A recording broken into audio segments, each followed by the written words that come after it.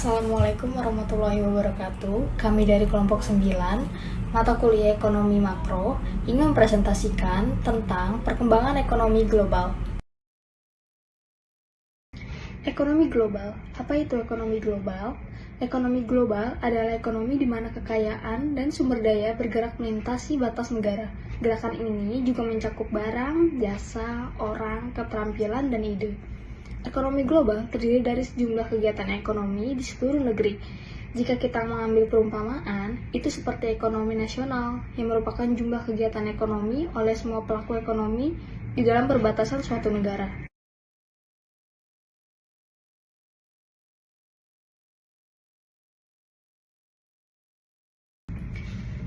Karakteristik dan implikasi ekonomi global. Ekonomi dunia telah menjadi terintegrasi dengan meningkatnya globalisasi, mobilitas barang, layanan, teknologi, informasi, modal, telah meningkatkan dalam beberapa tahun terakhir.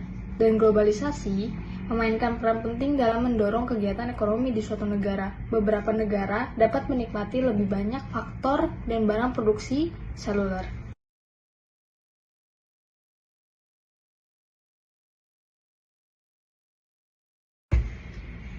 Teknologi dan informasi mengambil peran penting. Internet dan teknologi informasi memudahkan perdagangan dan produksi yang lebih intens. Kita dapat menjual produk tidak hanya di pasar lokal, tetapi di luar negeri. Ini juga bukan hanya perusahaan besar yang dapat melakukannya, tetapi perusahaan kecil juga dapat melakukannya. Jadi, dalam globalisasi, bukan saja pasarnya lebih luas, tetapi persaingannya juga meningkat. Kedua, munculnya ekonomi baru. Cina, Indonesia, India, dan beberapa negara berkembang lainnya muncul sebagai kekuatan baru di dunia. Mereka mulai menyaingi status quo negara-negara barat dalam output global. Partisipasi mereka meningkat karena menikmati pertumbuhan yang lebih kuat daripada negara maju. Kontribusi mereka terhadap perdagangan dunia juga semakin signifikan dari waktu ke waktu. Ketiga, pemerintah berperan dalam bisnis internasional. Beberapa pemerintah sangat ingin mendukung perusahaan dalam negeri, baik secara langsung maupun tidak langsung. Banyak perusahaan milik negara mulai melakukan ekspansi ke luar negeri. Sukses di pasar lokal adalah sumber dayanya juga untuk sukses di pasar luar negeri. Itu adalah salah satu bentuk partisipasi pemerintah dalam bisnis internasional. Keempat, rantai nilai global yang berkembang.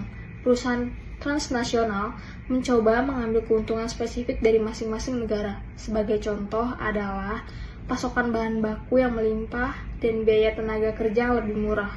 Untuk melakukan itu, mereka memecah proses produksi di berbagai negara untuk mengeksploitasi manfaat itu.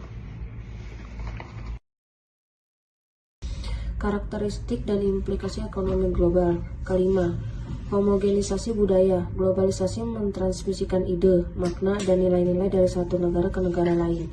Orang-orang mulai mengadopsi tren di negara lain sebagai gaya hidup mereka. Budaya, misalnya K-pop, semakin global. Semakin banyak orang menggunakan bahasa Inggris sebagai bahasa percakapan.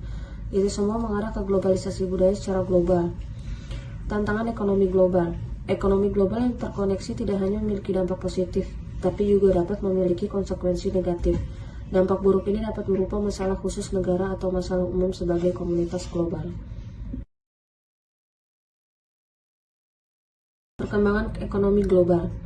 Pada saat ini, perkembangan ekonomi global telah meningkat lebih dari 2 kali lipat dalam 2 dekade terakhir. Mengutip data dari Bank Dunia, PDB nominal dunia meningkat dari USD 32,54 triliun pada tahun 1999 menjadi USD 85,91 triliun pada tahun 2018. Selama periode tersebut, kita juga telah melihat penyebaran paradigma ekonomi baru, yaitu globalisasi, yang mendorong saling ketergantungan antar negara. Perkembangan ekonomi global. Sekarang, ekonomi dunia lebih terhubung, tidak hanya melalui arus perdagangan internasional dan aliran modal, tetapi juga melalui arus informasi. Kemajuan teknologi juga telah berubah. Itu tidak hanya mengubah ekonomi, tetapi juga berbagai hal dalam hidup kita. Ini menciptakan peluang dan tantangan baru yang tidak dapat diprediksi sebelumnya. Dan pada tahun 2020, perubahan ini mungkin masih dini dan akan terus mengubah dunia dalam beberapa tahun ke depan. Faktor global menjadi penentu ekonomi dunia 2022. Faktor global yang berasal dari Amerika, Eropa, dan Tiongkok menjadi faktor utama yang menentukan kondisi perekonomian dunia tahun 2022 akan bertahan tumbuh positif atau sebaliknya. IMF sudah menurunkan pertumbuhan ekonomi tahun ini dari tadinya diproyeksikan 4,4%, sekarang menjadi hanya 3,6%. Proyeksinya lebih rendah dari 3,6%, bisa sampai 3,4%, bahkan 3,2%. Kontributor penurunan proyeksi ekonomi dunia berasal dari konflik Rusia-Ukraina yang menyebabkan kenaikan harga komoditas, energi dan pangan, serta dampak perang lainnya. Kemudian, Amerika Serikat juga mengalami inflasi tinggi dan kenaikan suku bunga yang mempengaruhi pelemahan pertumbuhan ekonomi negara tersebut. Adalah faktor global yang menjadi penentu ekonomi dunia di tahun 2022. Kebijakan Zero Covid Tolerance di Tiongkok dengan lockdown ketat setiap ditemukan kasus COVID-19 telah berpengaruh terhadap permintaan dan kegiatan manufaktur negara tersebut. Bahkan kebijakan lockdown yang saat ini terjadi di kota-kota yang merupakan produsen dan mesin ekonomi terbesar seperti di Shanghai telah menyebabkan Purchasing Managers Index atau PMI manufaktur Tiongkok kontraktif sebesar 47%. Kemudian, jika kita lihat persentase dari Indonesia sendiri, perkembangan ekonomi di Indonesia dengan negara mitra dagang utama dalam kuartal 1 tahun 2022, menurut data dari Badan Pusat Statistik atau BPS, mencatat pertumbuhan ekonomi Indonesia naik 5,01% secara tahunan.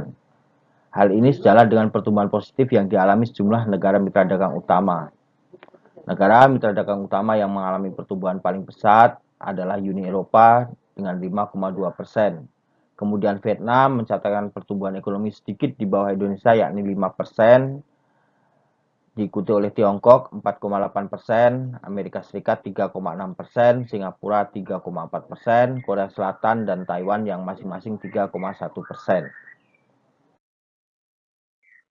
Meskipun di kuartal ini pertumbuhan ekonomi Indonesia tergolong cukup tinggi dibandingkan dengan pertumbuhan ekonomi di mitra dagang Indonesia, kita tentunya juga harus perhatikan bagaimana Bank Dunia telah mengkoreksi pertumbuhan ekonomi dan laju inflasi global. Tentunya Indonesia harus mengantisipasi gejolak ekonomi global yang terdampak akibat dari konflik Rusia dan Ukraina. Koreksi pertumbuhan ekonomi global dan proyeksi perkembangan inflasi bagi negara maju dan berkembang tentu saja ke depan perlu mendapatkan antisipasi dari pemerintah Indonesia terkait bagaimana mengelola ekonomi khususnya di tahun 2022. Masih berlanjutnya ketegangan geopolitik antara Rusia dan Ukraina berdampak pada pelemahan transaksi perdagangan, kenaikan harga komoditas dan ketidakpastian pasar keuangan global di tengah penyebaran COVID-19 yang semakin menurun. Pertumbuhan ekonomi di berbagai negara seperti Eropa, Amerika Serikat, Jepang, Tiongkok, dan India diperkirakan lebih rendah dari proyeksi sebelumnya. Volume perdagangan dunia juga diperkirakan lebih rendah sejalan dengan perlambatan ekonomi global dan gangguan rantai pasokan yang masih berlangsung. Harga komoditas akan mengalami peningkatan termasuk komoditas energi, pangan, dan logam, sehingga memberikan tekanan pada inflasi global. Ketidakpastian pasar keuangan global tersebut juga masih tinggi seiring dengan masih berlanjutnya ketegangan geopolitik di tengah percepatan normalisasi kebijakan moneter di berbagai negara maju, termasuk juga di Amerika Serikat.